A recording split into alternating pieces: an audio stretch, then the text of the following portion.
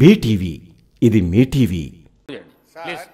నేను ఒక్క నిమిషం మాట్లాడితే 5 నిమిషాలు మంత్రులు మాట్లాడితే మీరు మాట్లాడించేటట్లు చేస్తున్నారు, అట్లా చేయకండి.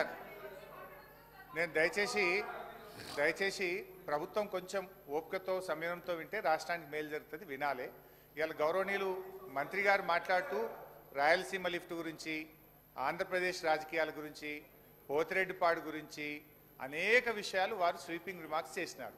నేను దాన్ని క్లారిఫై చేసి ఈ రాష్ట్రానికి ఉపయోగపడే విధంగా చెప్పాల్సిన బాధ్యత మా మీద ఉంటుందా ఉండదా? దయచేసి ఇప్పుడు మీరేమో ఓన్లీ తీర్మానంకే కన్ఫైన్ కమ్మంటున్నారు. ఉత్తమ్ కుమార్ రెడ్డి గారు ఇచ్చిన ప్రజెంటేషన్లో తీర్మానానికి కన్ఫైన్ కాలే కదా, వారు మొత్తం పోతిరెడ్డిపాడు, శ్రీశైలము అన్నీ చూపించారు కదా. సో నేను అందులో నాకు గవర్నమెంట్కి ఉపయోగపడేది ఒకటి, 2 వారు కొన్ని సత్యదూరమైన విషయాలు చెప్పారు, దాన్ని రెక్టిఫై చేయాల్సిన బాధ్యత నా మీద ఉంటుంది. అందువల్ల దయచేసి కొద్దిగా టైం ఇవ్వండి. బయట గౌరవనీయులైనటువంటి సభానాయకులు కూడా బయట మాట్లాడి ఏమన్నారంటే కేఆర్ఎంబి మీద చర్చ పెడతాం, 2 రోజులైనా మాట్లాడదాం, మీ మైకే కట్ చేయము, మీరు ఎన్ని గంటలు మాట్లాడినా మాట్లాడొచ్చు అన్నారు. ఇక్కడనేమో నిమిషం మైక్ కట్ అవుతుంది, దయవుంచి ఒక 15 నిమిషాలు ఇవ్వండి. అయితే అధ్యక్ష, గౌరవనీయులు ఉత్తమ్ కుమార్ రెడ్డి గారితో నా మనవి ఏంటంటే, తెలంగాణ గత 10 ఏళ్లలో మేము చాలా కష్టపడి ఒక ట్రిబ్యునల్ను మనం తెచ్చుకోగలిగినాం. వాస్తవానికి రాష్ట్రం ఏర్పడ్డాక 1 నెల లోపల మన 2 జూన్ 2014 రాష్ట్రం ఏర్పడితే 14 జూలై 2014 రోజు కేంద్ర ప్రభుత్వం దగ్గరికి స్వయంగా ముఖ్యమంత్రి గారు కేసీఆర్ గారు, అప్పటి ముఖ్యమంత్రి గారు వెళ్ళి, మీరు వెంటనే కృష్ణా నదీ జలాలను పునఃపంపిణీ చేయండి, దానికి ట్రిబ్యునల్ను కాన్స్టిట్యూట్ చేయండి, సెక్షన్ 3 ప్రకారం ఇది మా రాష్ట్రానికి సంబంధించిన హక్కు అని 1 నెల రోజుల్లోనే కేంద్ర ప్రభుత్వం దగ్గరికి వెళ్ళి కృష్ణా నదీ జలాల పునఃపంపిణీ కోసం సెక్షన్ 3 కింద లెటర్ పెట్టాం. అంటే దట్ ఈజ్ అవర్ కమిట్మెంట్. అయితే ఆ కేంద్ర ప్రభుత్వం దాదాపు సంవత్సరంన్నర అయినా కూడా పట్టించుకోకపోతే, కేంద్రం నిర్ణయం తీసుకోకపోతే, మన భారత పార్లమెంట్ చట్టంలో ఏముందంటే, ఏదైనా ఒక రాష్ట్రం నదీ జలాల పంపిణీ విషయంలో కానీ డిస్ప్యూట్ విషయంలో కేంద్రానికి వస్తే ఏడాదిలోగా సమస్య పరిష్కరించాలి, లేదా దాన్ని ట్రిబ్యునల్కు రెఫర్ చేయాలని ఉంది. సంవత్సరంన్నరైనా కేంద్ర ప్రభుత్వం స్పందించకపోతే ఆ రోజు మేము సుప్రీంకోర్టుకు వెళ్ళాం. సుప్రీంకోర్టులో సీరియస్గా పర్సూ చేశాం. తర్వాత 2వ అపెక్స్ కమిటీ మీటింగ్లో మా షెకావత్ మంత్రి గారి దగ్గర కూడా గట్టిగా కేసీఆర్ గారు వాదిస్తే, మీరు సుప్రీంకోర్టు కేసు విత్డ్రా చేసుకోండి, తప్పకుండా నేను దాన్ని ట్రిబ్యునల్కు రెఫర్ చేస్తా అని చెప్పి వారు హామీ ఇచ్చారు. వారి మీద ఉండే గౌరవంతో, హామీతో సుప్రీంకోర్టులో కేసు విత్డ్రా చేసుకొని తిరిగి మళ్ళీ సెక్షన్ 3 కింద కేంద్ర ప్రభుత్వం దగ్గర పిటిషన్ పెట్టాం, కంప్లైంట్ పెట్టాం. దాని మీద సరే ఎన్ని ఉత్తర ప్రత్యుత్తరాలు జరిగినాయి, ఎన్నిసార్లు కష్టపడ్డం అనేది ఇందులో దాదాపు 35-40 లెటర్లు కేంద్ర ప్రభుత్వానికి కృష్ణా నదీ జలాల్లో ప్రాజెక్టుల వారీగా నీటి కేటాయింపులు చేయాలి, అది జరగాలంటే సెక్షన్ 3 కింద ట్రిబ్యునల్కు రెఫర్ కావాలి.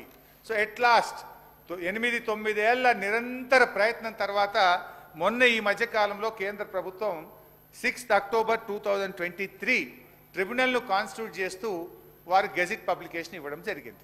ఇప్పుడు మనకు నిజంగా ఈ సమస్యకు ఒక పరిష్కారం దొరికింది.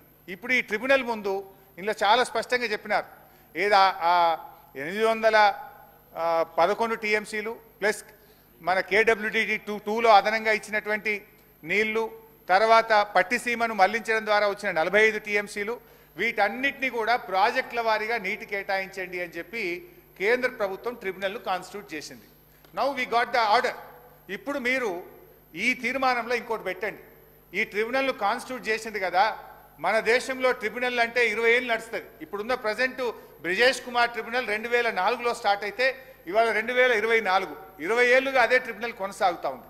My request through you sir to the government, ఇప్పుడు ఈ తీర్మానంలో ఏం పెట్టండి అంటే ట్రిబ్యునల్ కాన్స్టిట్యూట్ చేశారు, ఇప్పుడు ఈ ట్రిబ్యునల్ ద్వారా ఏ ప్రాజెక్టుకు ఎన్ని నీళ్ల కేటాయింపులు, మనకు ఇంటర్నేషనల్ లా ఉంది, ఉత్తమ్ గారు చెప్పారు, I don't want to repeat, పరివాహక ప్రాంతం ఆధారంగా, కరువు ప్రాంతం ఆధారంగా మనకు ఆ సాగు భూమి లభ్యత ఆధారంగా నీటి కేటాయింపులు జరగాలి.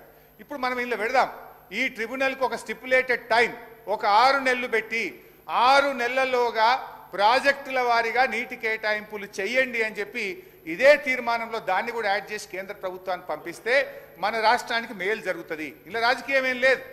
ఆలస్యమైన కేంద్ర ప్రభుత్వం కష్టపడితే 9 ఏళ్ల తర్వాత ట్రిబ్యునల్ ఇచ్చింది కనుక మనకు నిజంగా ఇప్పుడు ఈ మన రాయలసీమకు ఏదైతే హక్కు లేని ప్రాంతానికి నీళ్లు తీసుకుపోతున్నారో అది ఆగాలంటే ప్రాజెక్టుల వారీగా నీటి కేటాయింపులు జరగాలి. Now we got an opportunity. Tribunal constitute అయింది. ఇప్పుడు దానికి టైం ఫ్రేమ్ పెట్టి నీళ్లు ప్రాజెక్టుల వారిగా కేటాయించినట్టు చేయాలి నంబర్ 1.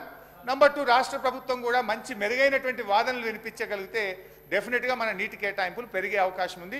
ఈ తీర్మానంలో దీన్ని పొందుపరచడానికి ప్రభుత్వం ముందుకు రావాలని కోరుతా ఉన్నా నంబర్ 1. నంబర్ 2 అధ్యక్ష, రాయలసీమ లిఫ్ట్ ఇరిగేషన్ గురించి కూడా గౌరవనీయులైనటువంటి మంత్రి గారు కొన్ని స్వీపింగ్ రిమార్క్స్ చేశారు. దయచేసి నేను కోరేది ఒకటే ఏంటంటే, ఒక ఆయన అంటాడు పంచభక్ష పరిమాణాలు పెట్టిందని. I'm not going. నేనేం చెప్తా ఉన్నాను సార్ అధ్యక్ష, will have a short discussion. మీరు ఇంత కావాలంటే తీర్మానం పైన మీరు ఒక అభిప్రాయం తెలియజేశారు. మీరు ఇచ్చిన సలహా ఇంతకుముందు ట్రిబ్యునల్ విషయంలో చెప్పాం. స్పష్టంగా ఇప్పుడు ప్రభుత్వం తన సొంత అభిప్రాయాలను చెప్పలేదు. గౌరవ మంత్రి గారు వాస్తవాలు చూపించారు. మీరు చేసి మీకు గనక ఈ వీడియో నచ్చినట్లయితే మన ఫ్రెండ్స్ అందరికీ షేర్ చేయండి. మీ బీటీవీని సబ్స్క్రైబ్ చేయండి ప్లీజ్. బీటీవీ, ఇది మీ టీవీ.